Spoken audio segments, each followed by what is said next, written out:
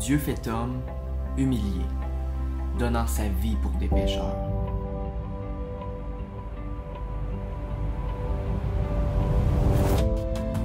Compatissant, maltraité, sur la croix, il fut vainqueur. Sa grâce nous a rachetés, tel un don pour l'humanité. Son amour a tout pardonné, à jamais il est exalté.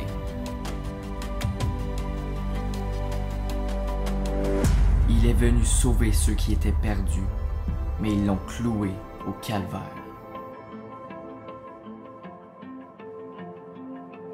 Sa puissance est infaillible, sa tendresse est sans limite. Son Fils est devenu victime, donnant la vie aux accusateurs.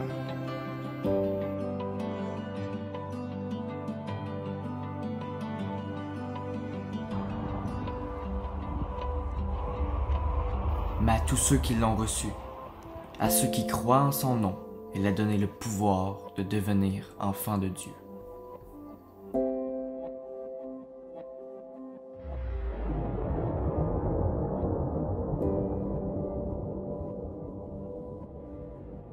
Au cœur de la croix.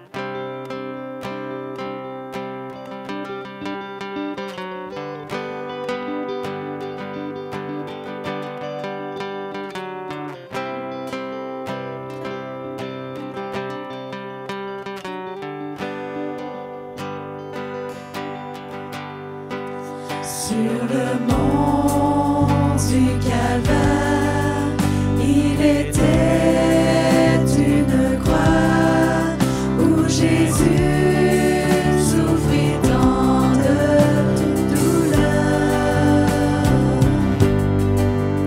Et c'est là qu'il mourut sur cette infâme croix pour sauver le plus vil des pécheurs. Cette croix me sera toujours chère. Elle est gloire et victoire pour moi. Il paraît dans la maison du Père, la couronne est offerte à ma foi. Appuyant avec foi sur la croix de Jésus, son opprobre, je veux le porter jusqu'au jour bienheureux où parmi les élus dans le ciel je pourrai l'exalter. Cette croix me sera toujours chère. Elle est gloire et victoire pour moi. Il paraît dans la maison du Père, la couronne est offerte à ma foi. Cette croix où Jésus du monde est rejeté a pour moi le plus grand des attraits. C'est là que Saint Agneau, mon sauveur, a porté mes fardeaux, mes douleurs, mes forfaits. Cette croix me sera toujours chère.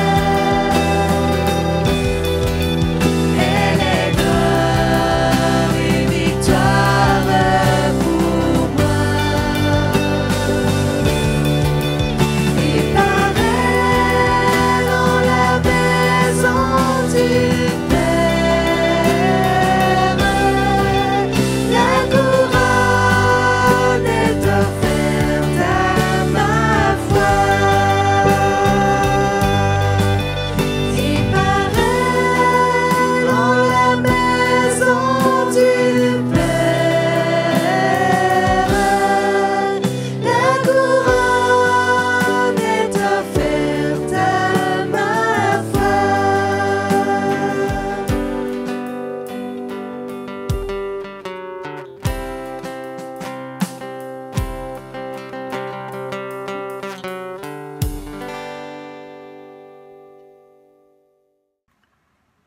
Ce qui s'est passé lors de la crucifixion et de la résurrection de Jésus il y a plus de 2000 ans, c'est l'événement central de toute l'histoire avec un grand H. Imaginez que quelqu'un cherche à étudier ce qui s'est passé cette fin de semaine-là à la croix. Mettons que la personne prend 3 ans de cégep pour étudier, pour voir qu'est-ce qui s'est passé. Ça prendra encore pas mal de temps pour comprendre. Donc, la personne prend, mettons, 4 ans d'université pour avoir un bac. Et ça prendra encore certainement la maîtrise et certainement 4 ans de maîtrise, 5 ans de doctorat. Et après plusieurs années d'études postdoctorales,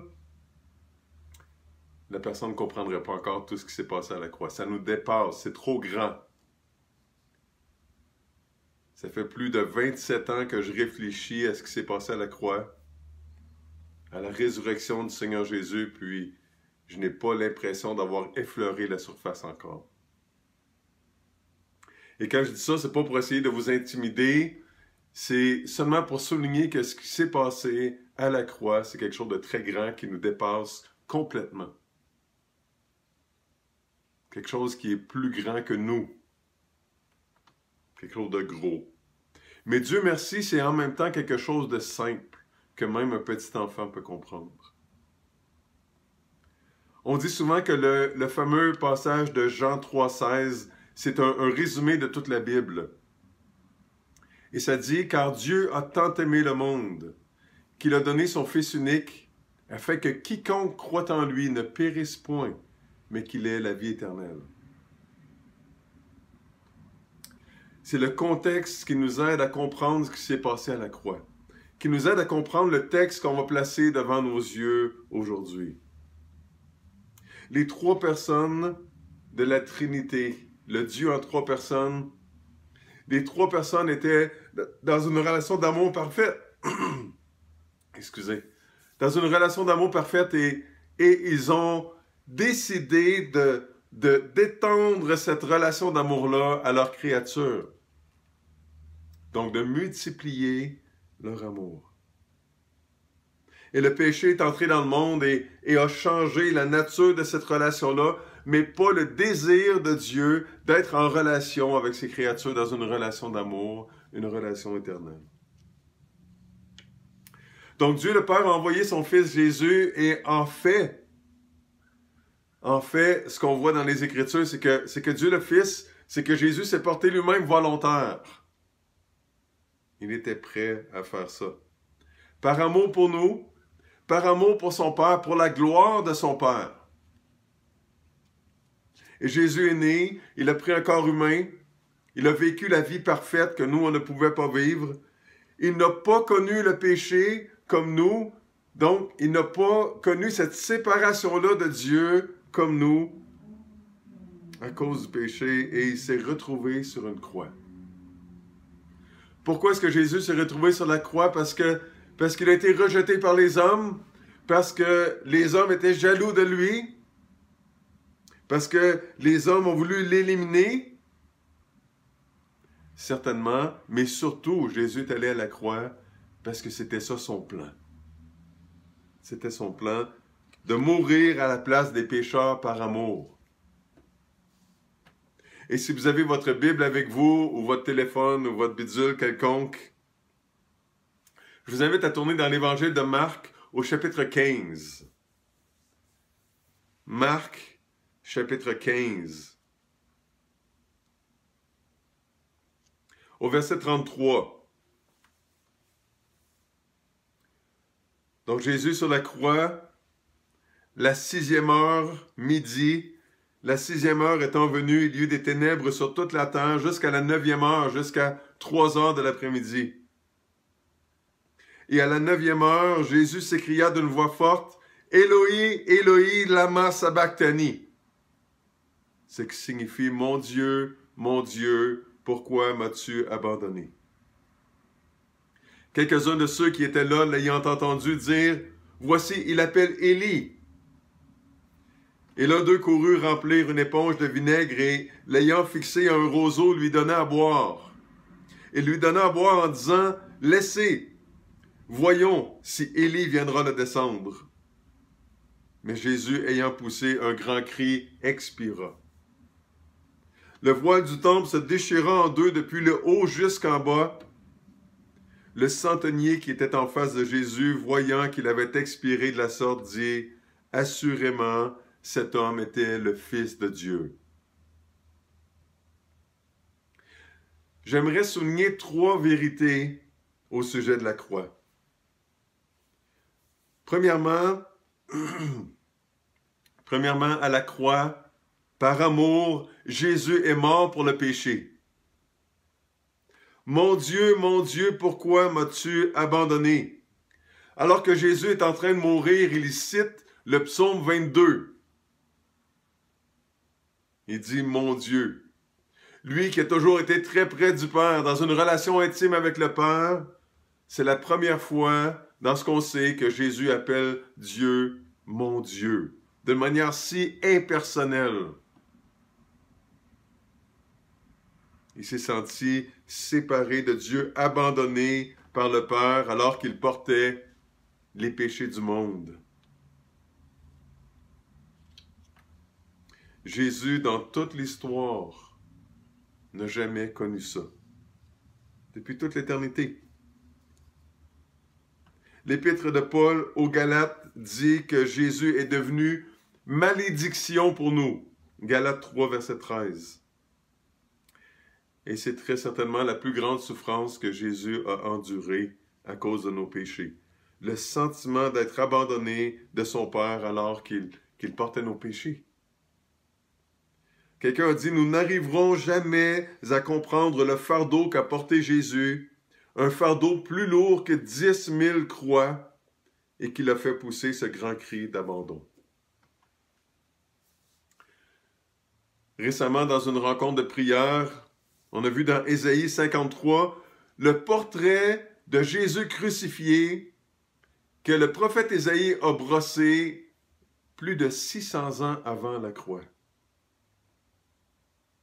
Et Ésaïe parle de ça au passé parce que c'est comme s'il l'avait vu.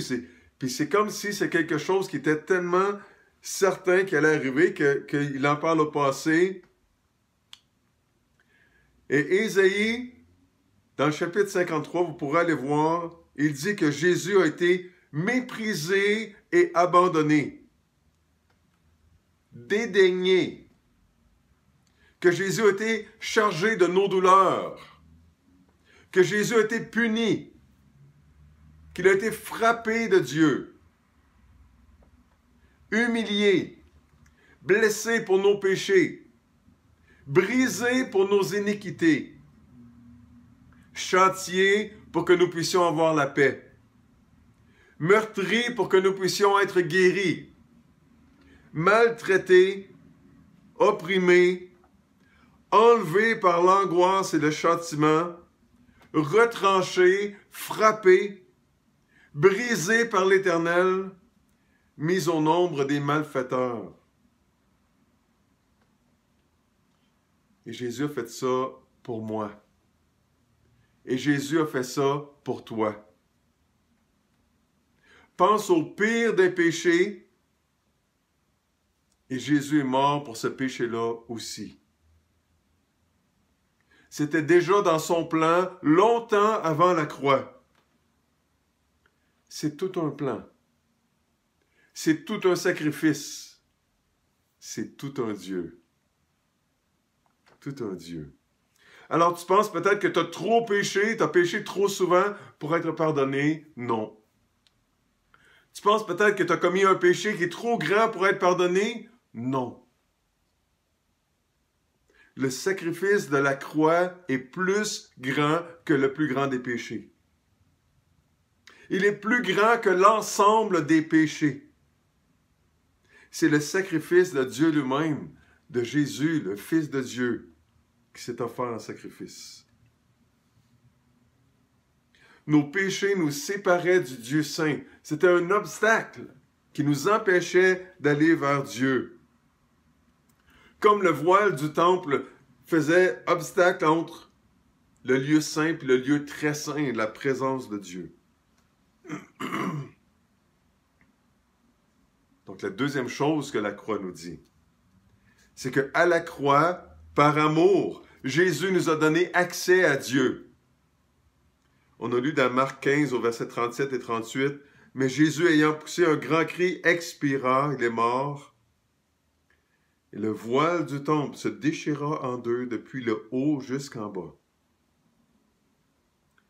Imaginez un gros tapis épais, en feutre. Un tapis qui est placé à la verticale comme un rideau qui est très haut. Donc le temple était très grand.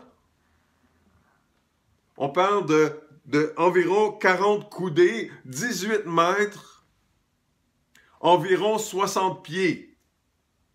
60 pieds, c'est plus haut que mon salon ici. C'est plus haut que la salle dans laquelle vous vous trouvez. C'est assez haut pour que personne puisse rejoindre le haut de ce gros tapis-là, de ce gros rideau-là. Il était tellement épais que ça aurait été difficilement possible de le déchirer par le bas. Même en le coupant d'avance, ça aurait été difficile à déchirer. Alors imaginez le déchirer à partir d'en haut, à partir de 60 pieds jusqu'en bas. Impossible. Ça prenait un miracle de Dieu. Et c'est ce qui s'est passé quand Jésus a été offert en sacrifice, quand il s'est offert lui-même en sacrifice pour les péchés de l'humanité qui avait été laissés impunis jusque-là. L'accès à Dieu a été ouvert par miracle. Et au chapitre 10 de l'Épître aux Hébreux, on lit ceci. « Ainsi donc, frères, nous avons, au moyen du sang de Jésus, une libre entrée dans le sanctuaire, dans la présence de Dieu, par la route nouvelle et vivante qu'il a inaugurée pour nous au travers du voile, c'est-à-dire de sa chair. Et nous avons un souverain sacrificateur, un grand prêtre, établi sur la maison de Dieu. Approchons-nous donc avec un cœur sincère, dans la plénitude de la foi, plein de foi, les cœurs purifiés d'une mauvaise conscience et le corps, tout notre être, lavé d'une eau pure. » Hébreux 10, les versets 19 à 22. Le voile déchiré était un signe visible de l'accès invisible vers Dieu, ouverte par le corps brisé du Seigneur Jésus sur la croix. Donc, dans la plénitude de la foi, plein de foi, en toute confiance. Et c'est la troisième chose qu'on voit dans le texte de Marc 15 qu'on a lu tantôt, c'est qu'à la croix, par son amour, Jésus nous invite à la foi. Au verset 39 de Marc 15, le centenier qui était en face de Jésus, voyant qu'il avait expiré de la sorte, dit « Assurément, cet homme était fils de Dieu. » Ce soldat romain, un leader fiable, responsable de 100 soldats, il en avait vu d'autres mourir sur une croix comme ça, et sa conclusion était très simple. Elle ne s'appuyait pas sur des années d'études, de réflexion. Elle ne s'appuyait pas non plus sur ses émotions. Sa conclusion s'appuyait sur son expérience et sur ce qui venait d'arriver à la croix.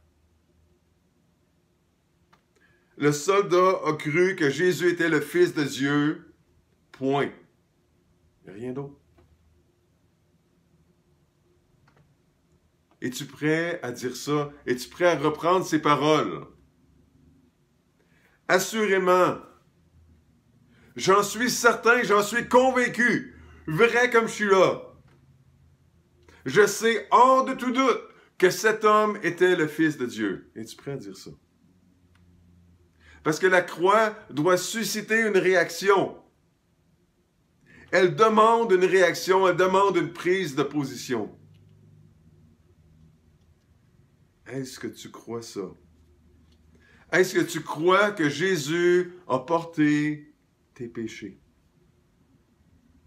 Est-ce que tu comprends que tu as péché, que volontairement, en sachant, tu as fait des choses qui déplaisaient à Dieu, que Dieu ne te permet pas de faire pour ton bien, pour sa gloire?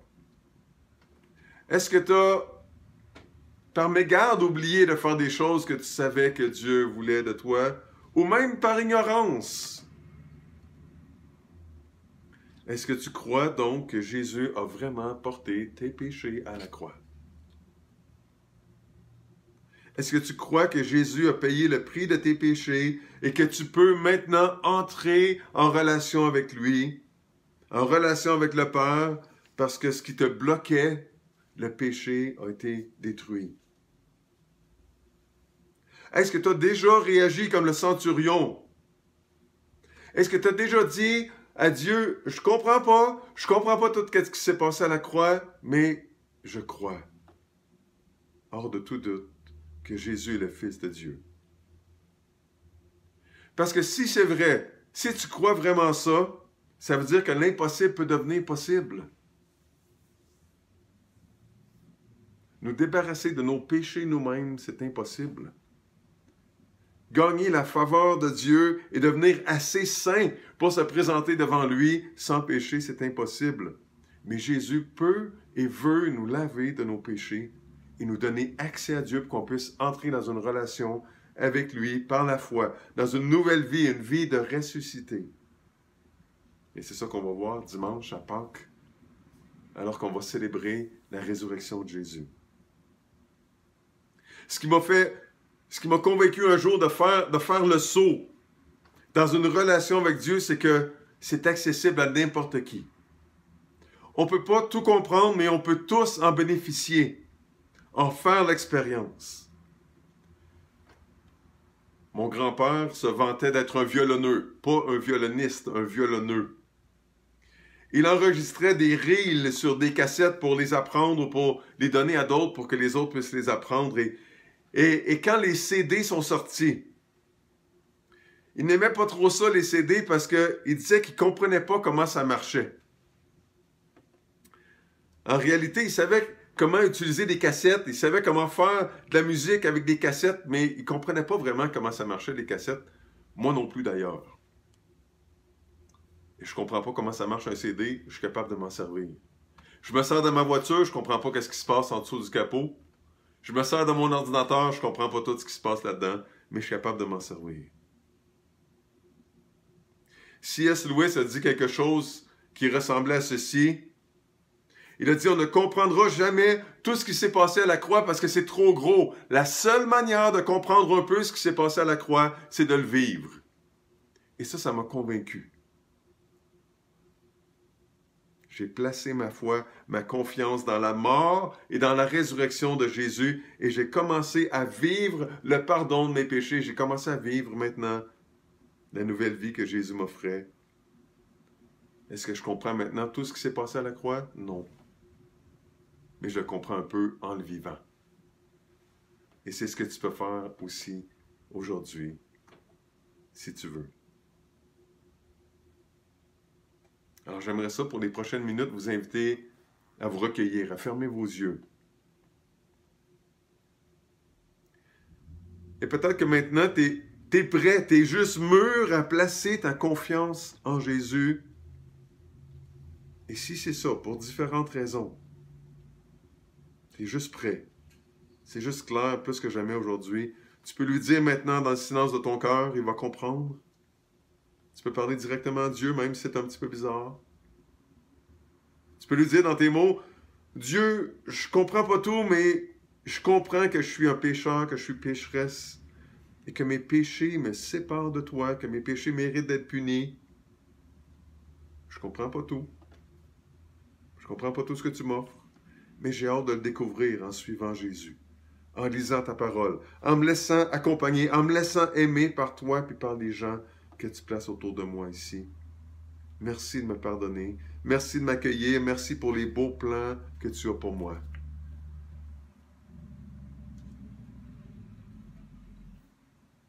De dire qu'on croit qu'on est sauvé de nos péchés et de leurs conséquences à cause de l'intervention de Jésus à la croix, c'est une déclaration d'humilité. On ne peut pas se libérer de nous-mêmes. Mais Jésus est venu par amour mourir sur la croix pour porter les péchés de ceux qui croiraient en lui, pour nous donner accès au Père par la foi. Alors toujours dans une attitude de recueillement, peut-être que ce que tu as entendu, maintenant, réveille des vieilles affaires dans ton cœur. Peut-être que tu as passé les dernières années à vivre pour toi-même. Peut-être que tu as mis ça de côté. Les choses de Dieu. Peut-être que tu as mis ça de côté. Peut-être que maintenant ta prière pourrait être plutôt quelque chose comme « Seigneur, j'ai entendu ton appel maintenant de revenir à la maison. J'ai entendu Silvio, mais surtout j'ai entendu ta voix qui me rappelle à la maison. Tu t'es jamais éloigné de moi, mais moi je t'ai mis de côté, Seigneur, puis je voudrais goûter, est-ce que j'ai déjà goûté dans ma relation avec toi? En fait, je voudrais goûter, il y a pas mal plus que ça. Pas mal plus que ce que j'ai goûté jusqu'ici. Pardonne-moi, puis aide-moi à marcher avec toi. Et peut-être que les paroles que tu as entendues maintenant, c'est seulement un rappel de l'amour extraordinaire que Dieu a pour toi. Puis peut-être que ta prière à ce moment-ci, c'est peut-être juste merci, merci, merci. Papa Dieu, t'es fantastique. T'as donné ton Fils sur la croix. Et ton Fils est fantastique parce qu'il s'est donné lui-même sur la croix. Il a vécu une vie parfaite que nous, on était incapables de vivre. Et ce qui est fantastique, c'est que quand on reconnaît nos péchés et qu'on place notre foi en Jésus, tu es prêt à nous pardonner, tu es prêt à accepter son sacrifice à notre place. On n'a pas besoin d'être séparés de toi maintenant. On n'a pas besoin de payer nous-mêmes pour nos péchés. Seigneur, aide-nous, tes enfants, à vivre ça au maximum. Aide-nous à ce que ça paraisse. Aide-nous à se laisser transformer par ton esprit qui habite en nous. Puis Seigneur, convainc les gens qu'on aime tant. Convainc-les de goûter. Qu'est-ce que nous, on goûte? C'est tellement bon.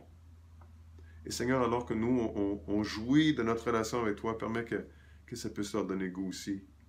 Qu'on puisse déborder d'amour, de bienveillance, de grâce envers les gens qui nous entourent. Qu'on puisse t'honorer de cette manière-là. Et je t'en prie, au nom du Seigneur Jésus, ton Fils. Amen.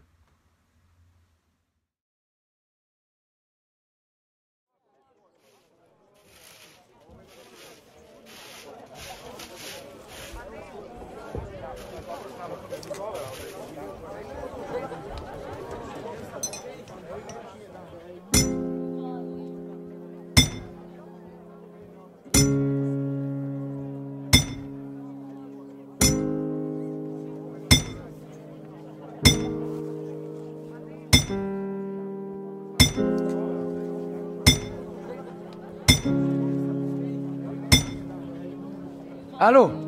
Comment puis-je vous aider? Des clous? Vous me demandez si je vends des clous, monsieur. J'en fabrique depuis des années. Vous êtes à la fabrique de Jacob. C'est moi qui fabrique les meilleurs clous dans tout Jérusalem. Évidemment, comme n'importe quel marchand de clous. J'ai des clous de toutes les tailles. J'en ai des gros, j'en ai des plus petits. Pour les travaux plus spécifiques, peut-être, aurez-vous besoin de clous pour travailler le bois ou des clous pour casser la roche. Ah, mais si vous êtes un fin connaisseur, vous serez certainement intéressé par mes clous de fantaisie, des clous en or, les meilleurs clous de tout l'Empire romain. C'est une commande directe de la femme de l'empereur pour la nouvelle chaise royale. Alors, de quoi avez-vous besoin? Oh. Des clous de crucifixion, vous avez dit. Désolé, monsieur, j'en ne fabrique plus de gens là. Pourquoi? C'est une longue histoire. Vous voulez l'entendre? Vraiment? Bon, d'accord. Vous savez, il n'y a pas si longtemps, les clous de crucifixion, c'était ma spécialité. Je les fabriquais solides, plus qu'aucun autre, et efficaces en plus. Je fournissais même mes clous pour toutes les légions romaines, et ses armures aussi. Au printemps dernier, un vendredi, un soldat est arrivé à ma boutique, tout essoufflé. Il m'a dit que son centurion l'envoyait acheter 9 clous de crucifixion. Et il a ajouté qu'il y aurait une grande crucifixion de dernière minute ce jour-là. Puisque je n'avais pas le nombre exact de clous, je lui ai fait la promesse de les faire sur le champ, et d'en faire la livraison moi-même, directement sur le site. Bon, normalement, je n'assiste pas aux crucifixions. Je trouve ça trop cruel, trop violent. Et puis, la vue du sang, oh, ça me rend malade. Mais là, j'avais vraiment besoin de cet argent. Et c'était une urgence. Alors, vous comprenez, lorsque j'ai eu terminé de fabriquer mes clous, je me suis rendu au sommet de la colline, sur le mont Golgotha, pour les remettre au centurion. Une fois sur place, j'ai vu une grande foule agitée. J'ai dû jouer du coude pour me frayer un chemin à travers la foule. Les gens criaient à tue-tête et ils avaient l'air en colère. Et moi, je ne savais pas pourquoi. Je ne faisais que mon travail. Tout ce que je voulais, c'était retourner à ma boutique le plus rapidement possible.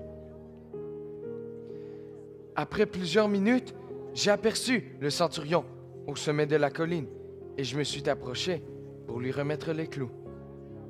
Mais lorsque je me suis retourné pour partir, j'ai vu l'objet de leur mépris, l'objet de leur colère. C'était le fils de Joseph, le charpentier de Nazareth, Jésus. Et il allait se faire clouer sur une croix. Jamais de toute ma vie, je n'ai vu un homme aussi brutalisé. Ses yeux étaient bouffis. Il avait des bleus partout sur le visage. Les soldats lui avaient enfoncé une couronne d'épines sur la tête. Son dos, la peau était déchiquetée à cause des coups de fouet qu'il avait reçus. Partout, sur sa tête, sur sa poitrine, sur ses jambes, du sang et du sang. Son corps était une immense plaie ensanglantée. Je vous le raconte et j'en tremble encore. Je me suis alors demandé pourquoi le crucifier, lui? Vous savez, monsieur, je suis convaincu que vous avez déjà entendu parler de Jésus. C'est bien connu. Jésus, il était bon avec les enfants. Il guérissait des malades. Il nourrissait des foules entières avec presque rien. Il chassait des démons et il a même ressuscité la fille du chef de la synagogue et Lazare de Béthanie en plus. Ce Jésus, je vous l'assure, c'était un homme qui faisait du bien partout où il allait. Mais alors, pourquoi le crucifier? J'entendais la foule lui crier des insultes et se moquer de lui. Les grands chefs religieux, comme les gens du peuple. Mais lui, il ne disait rien. Pas un mot. Pas un mot. Même lorsqu'ils lui ont percé les mains avec mes clous. Et moi, je suis resté là tout l'après-midi. Puis, les soldats m'ont poussé et ils ont levé la croix, debout, devant moi. Et je suis resté là, tout l'après-midi.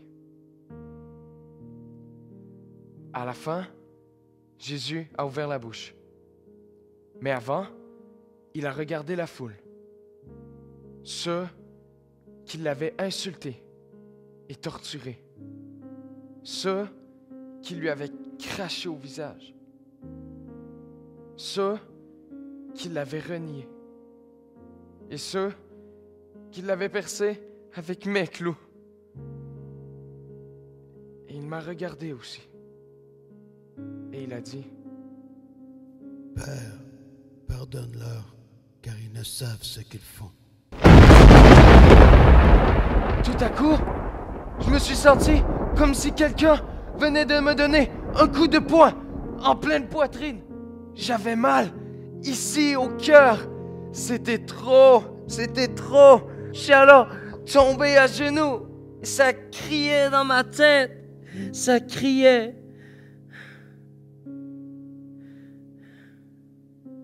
C'est là que j'ai compris que c'était par ma faute si Jésus avait été cloué sur cette croix. Je suis resté là longtemps jusqu'à ce qu'il rende son dernier souffle. Et alors, j'ai compris une autre chose. J'ai compris que ce qui avait retenu Jésus sur cette croix, ce n'était pas mes clous. Non. Ce qui avait retenu Jésus sur cette croix, c'était son amour pour moi. Son amour pour vous aussi, monsieur.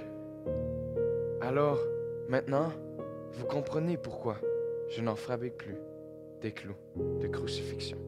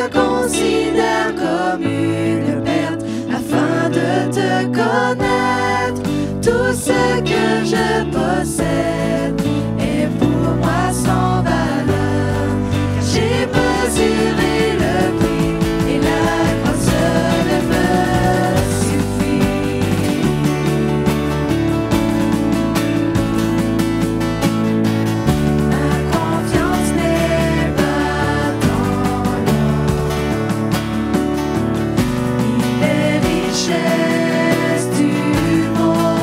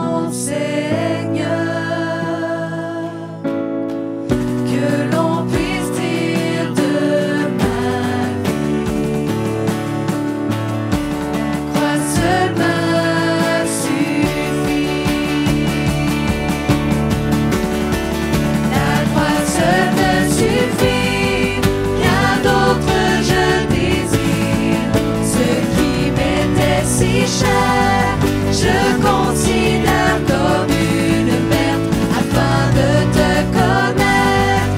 Tout ce que je possède est pour moi sans valeur, car j'ai mesuré le prix et la croix seule me suffit. Bien d'autres je désire, ce qui m'était si cher, je considère comme une perte afin de te connaître. Tout ce que je possède est pour moi sans valeur. J'ai mesuré le prix et la croix seule me suffit. La croix seule me suffit.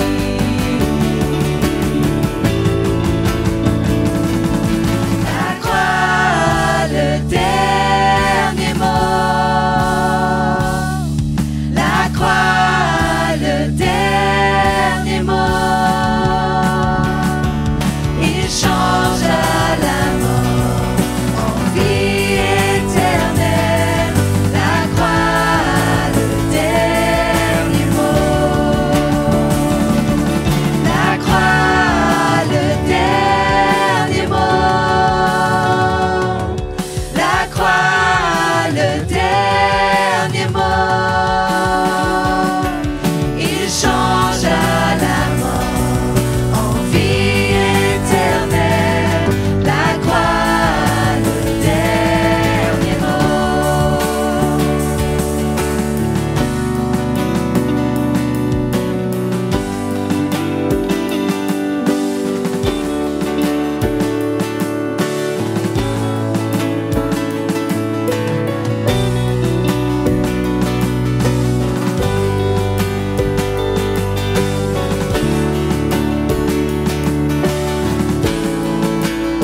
Rien n'est plus fort, rien n'est plus beau, rien n'est plus grand que le nom de Jésus, que tout l'honneur, toute la puissance et toute la gloire soit au nom de Jésus. Rien n'est plus fort, rien n'est plus beau, rien n'est plus grand que le nom de Jésus, que tout l'honneur, toute la puissance et toute la gloire soit au nom de Jésus. La croix, le dernier mot. La croix, le dernier mot. Le Sauveur a vaincu, brillant de lumière. La croix, le dernier mot. Je me suffis, bien d'autres je désire, ce qui m'était si cher, je considère comme une perte afin de te connaître. Tout ce que je possède est pour moi sans valeur, car j'ai mesuré le prix et la croix seule me suffit.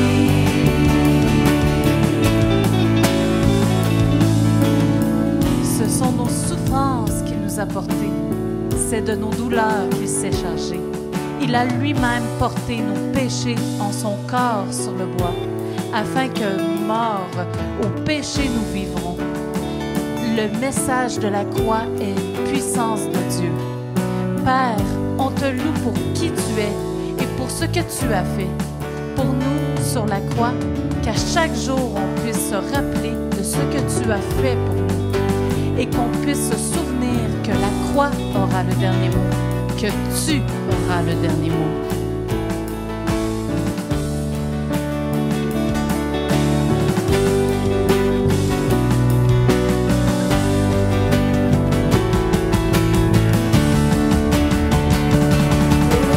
Gloire au nom de notre Seigneur, gloire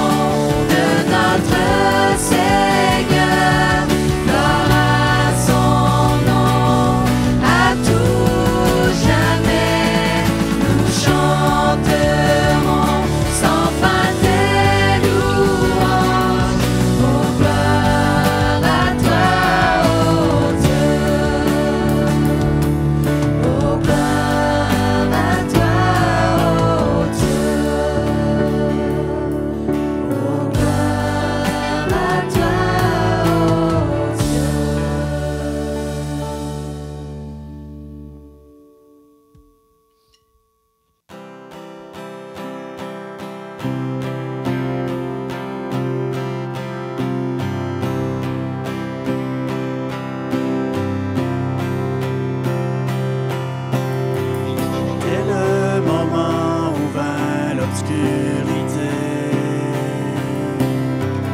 La mort réclame à la victoire. Le roi d'amour renonce à sa vie. Au plus sombre jour de l'histoire, sur une croix bâtie pour les pécheurs, son sang couvrit l'iniquité. Un dernier souffle et tout fut terminé, mais d'une manière inachevée, car la terre fut ébranlée, le voile déchiré. Quel est donc ce sacrifice pour que les cieux rugissent?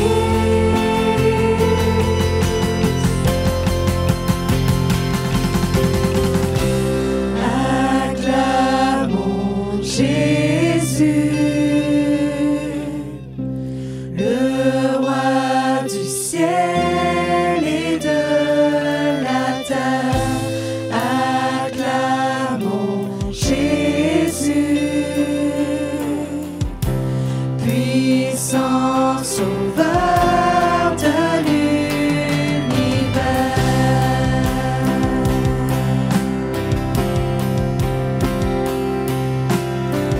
Dès le moment où s'éclaircit le ciel, dans un grand éclat de lumière, bravant la nuit, traversant l'infini, le roi de vie se ranima.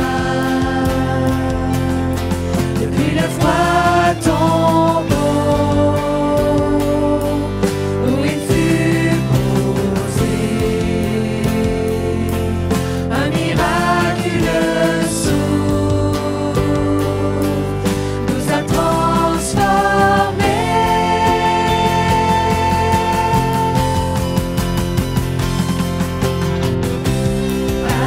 Acclamons Jésus, le roi du ciel et de la terre. Acclamons Jésus, puissant sauveur de l'univers. Acclamons Jésus, le roi du ciel et de la terre. Acclamons Jésus, puissant sauveur de l'univers.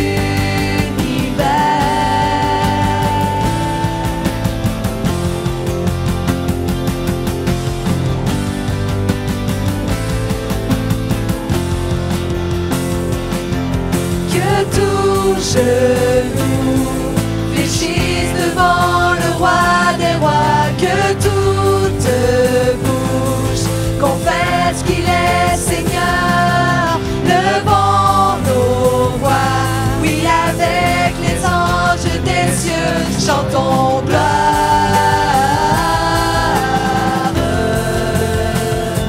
Chantons gloire.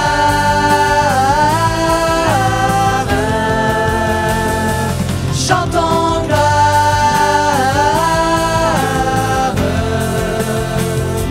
Chantons gloire.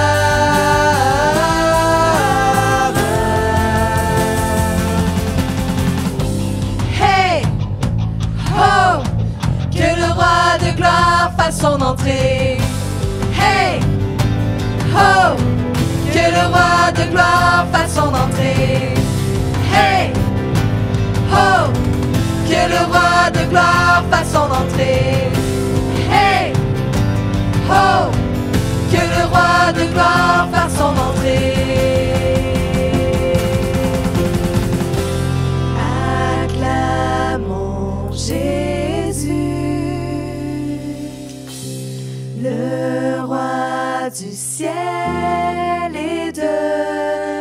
terre, acclamons Jésus,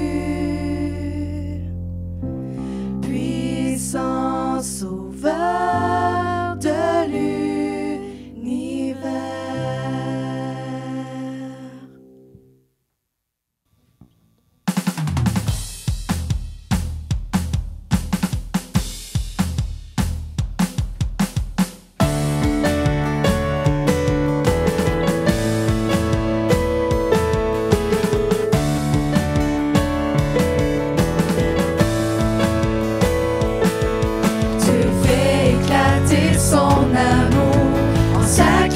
Son Fils, déclaré juste pour toujours, unis à Jésus-Christ.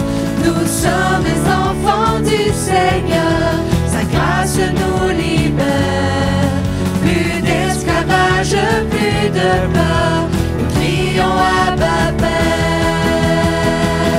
Justifiés,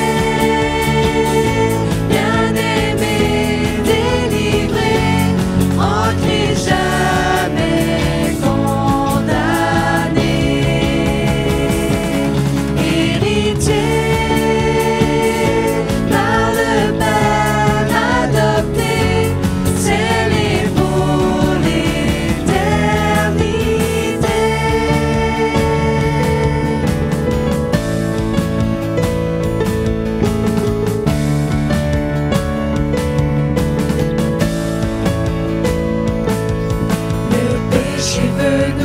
Enchaîner, mais l'Esprit nous conduit.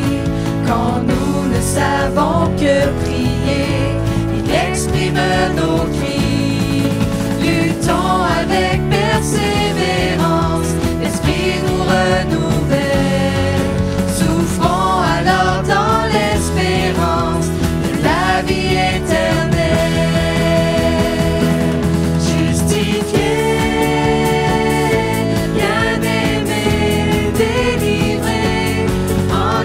jamais condamné, héritier par le Père adopté, scellé pour l'éternité.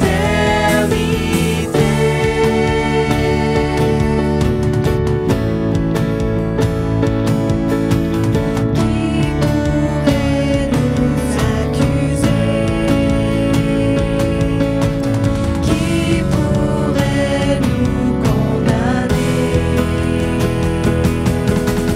Qui pourrait nous séparer de l'amour de Dieu en Christ?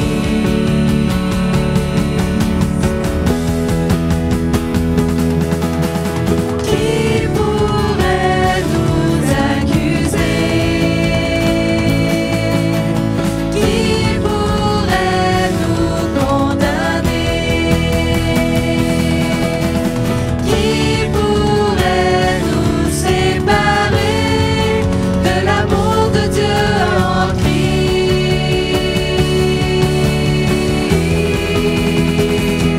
Justifié, bien-aimé, délivré, en Christ jamais condamné, héritier par le Père adopté, scellé pour l'éternité.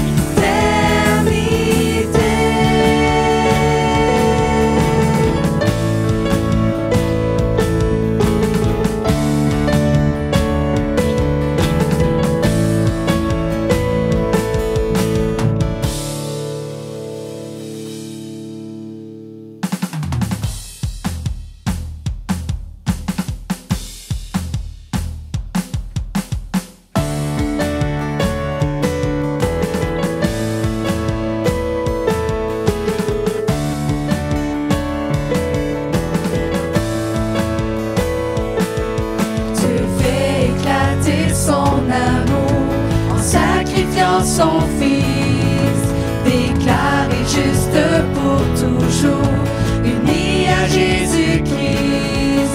Nous sommes les enfants du Seigneur.